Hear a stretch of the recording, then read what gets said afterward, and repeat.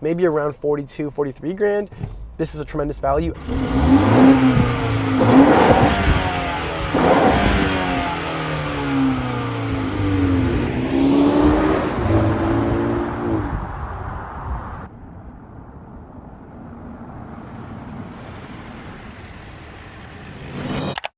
Today I'm sitting behind the wheel of a 2022 BMW X2. And while this is not the lowest number in the BMW X range, do not be mistaken, this is indeed the smallest BMW SUV SAV crossover. And it really is the true epitome of a crossover, not so dissimilar from the likes of a Subaru Crosstrek, a Lexus UX, or a Mercedes GLA, for instance. But being that it's a crossover in this crossover slash SUV crazed market, this is a very in-demand BMW, and the fact that it's one of the most affordable BMWs even further makes it more appealing and in demand. So let's get it out onto the road and compare it to the likes of both the Mini Cooper Clubman that I've had the chance to drive and review. I'll throw a link down in the description box below, as well as the BMW X1 that I've also driven, and we'll also throw a link down to in the description box below. Those two vehicles share the same platform as this X2, so at their very core, they're kind of similar. All I'm going to ask is that if you guys enjoyed this video, you throw it a like, and if you want to see more content like this, or help make content like this possible, that you guys subscribe. But without further ado, let's hit it.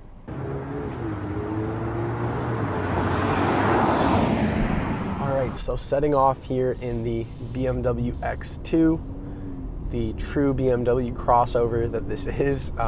It's kind of like a lifted hatchback. It's not really it's certainly not high up enough for you to feel like you're sitting in a proper SUV of any sort, but it does feel quite a bit more spacious inside and has a decent amount of cargo space in the rear to at least help you feel as though you're in something more practical than your typical sedan or otherwise smaller vehicle. Now, this particular X2 is the base motor, which is the 28i motor. That's a 2-liter turbocharged 4-cylinder engine producing 228 horsepower and 258 pound-feet of torque, which I guess all right power figures for a little base 4-cylinder motor. You can get this in a 35i trim that has over 300 horsepower, and that is definitely the peppier X2 to buy if you like to have a very sporty X2 in that case. But this is an X-Drive vehicle, which means it is not front-wheel drive, it's all-wheel drive, albeit a front-wheel drive biased all-wheel drive. It can send power to the rear wheels. So here at a light, we'll pop it over into sport mode, and when the light turns green, we'll punch it and see how it does. It's supposed to get about a 6.4, 6.5 seconds 0 to 60.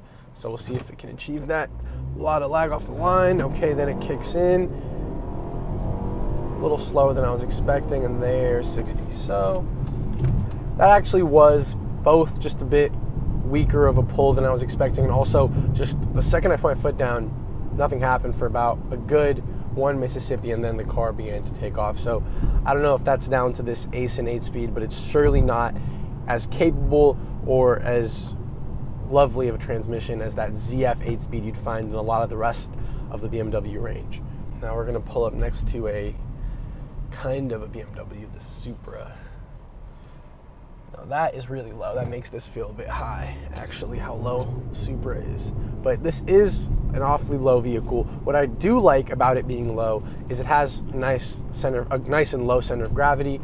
The seating position is quite nice, and you have a good balance between a proper full-on SUV seating height and that low sedan height where you really feel comfortable sitting in this vehicle for extended periods of time. The steering is decently direct for a BMW, in the sense that a lot of modern BMWs don't have the most direct steering. My own personal 340i that I had for several years had very vague steering, and this is a little less vague, a little more direct. Not quite as direct as the Mini Cooper Clubman S, but you can certainly keep this car in the lane a bit easier than some other BMW models. The other pro of this being a bit lower is that if you enjoy that sportier feeling, well, this certainly embodies it by being a bit lower, and in this case being an M Sport trim, it even more so feels just a bit sportier, and at least it's aesthetic, and this lovely and chunky BMW M Sport steering wheel. Now the X2 starts life at just over $36,000, but you gotta tack on an even $2,000 to make it an X-Drive like this, and that's already 38.5 grand loaded up. This puppy with destination is just a hair over $48,000. Now, A large portion of that MSRP is driven by this having that M Sport trim, which runs about $4,400. And as much as I like the slightly more aggressive look you get, as well as the wheels and a few other added niceties, I don't think it's worth the $4,400 in this particular case. Usually I'm all for an M Sport trim. I think it livens up and makes any sort of BMW look a bit more aggressive. The same is true of an AMG Sport body kit on a Mercedes or an F Sport on a Lexus, so on and so forth, Audi S line. But in this case, I don't know if this steering wheel, that body kit, the wheels, I don't know if they are worth $4,400. This also has leather, which is about $1,500, maybe just under $1,500 for leather. Wireless charging for $500, I'd pass on that as well. But it does have a premium package that I would keep. Gives you auto dimming, power mirrors, heated seats, keyless entry, a head-up display, and one more panoramic sunroof. So the rest of the stuff I could live without. And the real fact of the matter is that maybe around 42, 43 grand, this is a tremendous value. At almost 50,000, I would likely be stepping into an X3 because a decently equipped Idrive X3 is just over 50K, maybe 53, 54, 55. And that 5-6 grand is probably worth having what then is a more proper BMW, certainly a more proper compact SUV. You sit a bit higher up, you have even more space, you have an even more powerful motor with about 60 or about 30 more horsepower, about 50 more pound-feet of torque, and that would be my selection when you're talking about this loaded of an X2, or at least a more base X2 M35i for maybe about 51, 52, 53. That's where I'm at when it's this loaded. But I do appreciate how nice this feels with the real Dakota leather, having the ambient lighting at night, a fairly large iDrive screen. Unfortunately, despite being a 2022 model, this still has iDrive 6. So despite having touchscreen as an added feature now, it's not that new iDrive 7 with Hey BMW and all the new added features or full screen CarPlay, but you get what you get. It's not terrible. I do like how the gauge cluster is so simple. It's very similar to the X1 and the BMW 2 Series. So even an M2 has a fairly similar gauge cluster to this. It's just so clean. It's backlit, so when you turn the vehicle off, it's all flat black and clean. When you turn the vehicle on, it lights up. But again, no distractions. And while it's not in any sense really a true digital cluster or display here, it is just so easy to read, and you can glance down your speed at your tach and just get all the info you need. Like that head-up display gives me my speed up here though, so I am just eyes on the road, which is always an added benefit.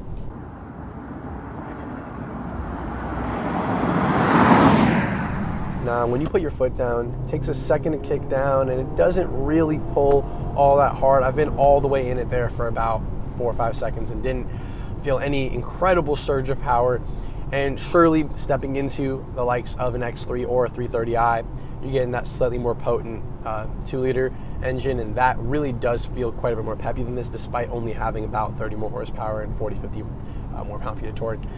I think the ZF 8 speeds in those really do make quite a bit of a difference. But what I will again admit is that due to its low height and due to its overall sportier feel, maybe because of this M Sport package, the X2 here feels greater than the sum of its parts. I think that if I individually dissect the suspension, certainly these so-so tires, the engine itself, the transmission, even the steering, none of them really individually feel all that sporty, but together the vehicle does have a bit of a sporty essence to it. Again, if you're into true performance vehicles, this isn't gonna in any way, hold up or stack up, but for somebody who doesn't want their vehicle to feel as much luxurious, but maybe just a sense or a bit sporty, again, BMW is supposed to be the ultimate driving machine, and this has the vibe.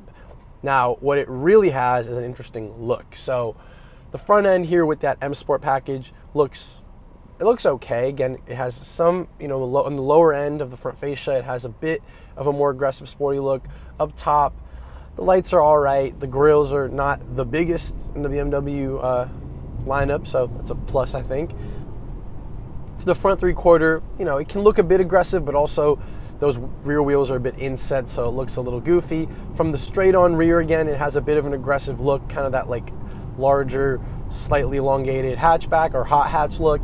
But again, from the rear 3/4, it can look funky at times. Dead on from the side, probably not the side profile, probably not the best look on this car. The funkiest, most interesting, quirky part of this whole car is having those BMW roundels on those C-pillars in the back on either side.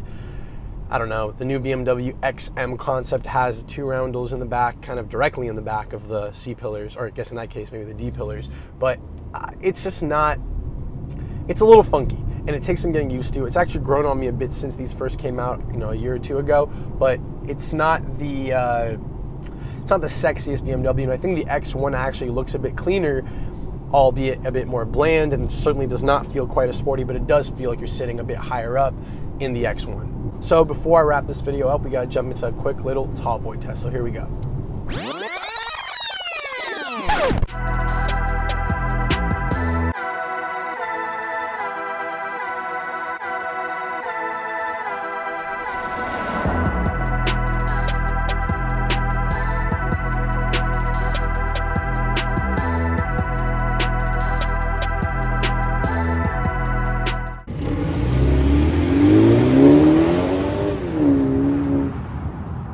So all in all, the X2 is a fairly pleasant vehicle to spend some time with, and I've actually enjoyed my time with the X2 more than I was initially anticipating. It really does benefit from having a bit of a sporty feel, certainly a bit of a sporty look here with the M Sport trim, but also from having a BMW badge, not only up front and in the rear, but also on either C-pillar, left and right.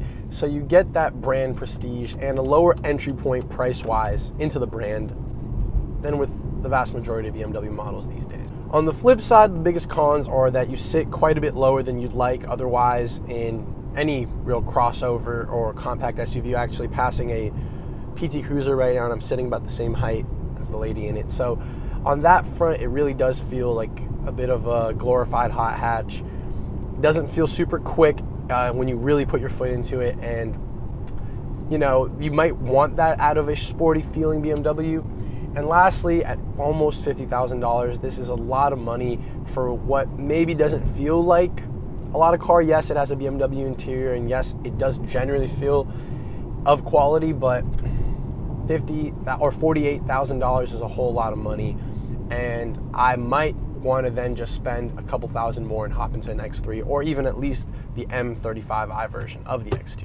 And actually the worst aspect of driving this X2 has been the super mushy feeling brake pedal. The first inch or so of travel results in basically no braking, and the pedal springs back in a very unpleasant sounding and feeling way. I can put my foot into the brake, nothing. Over an inch in, we start slowing down, and if I'm cruising along and I'm not sure if you guys can hear that, but it's an unpleasant feeling brake pedal to operate.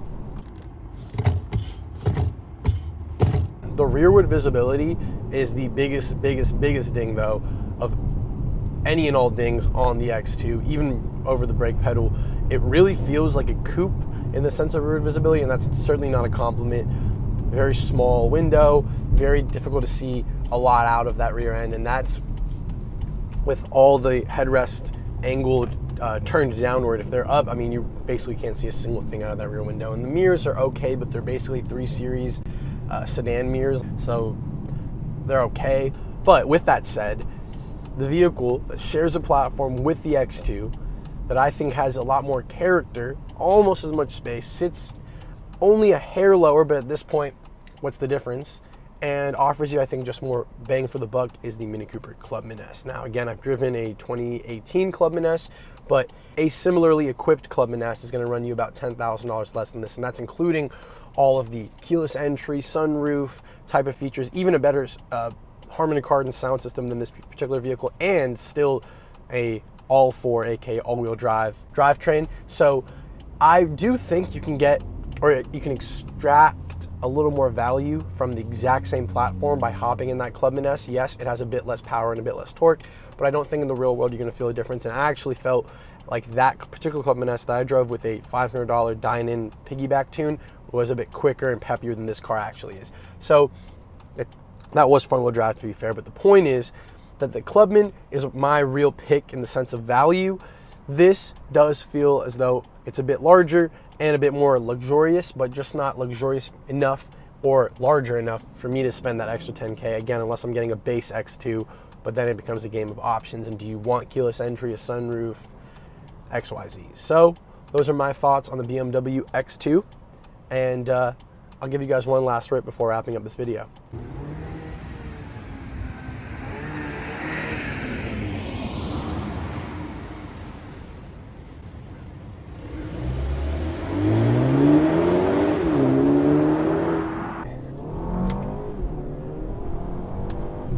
All right, if you guys have enjoyed this video, please consider subscribing.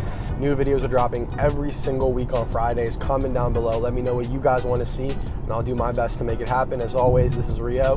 Peace out.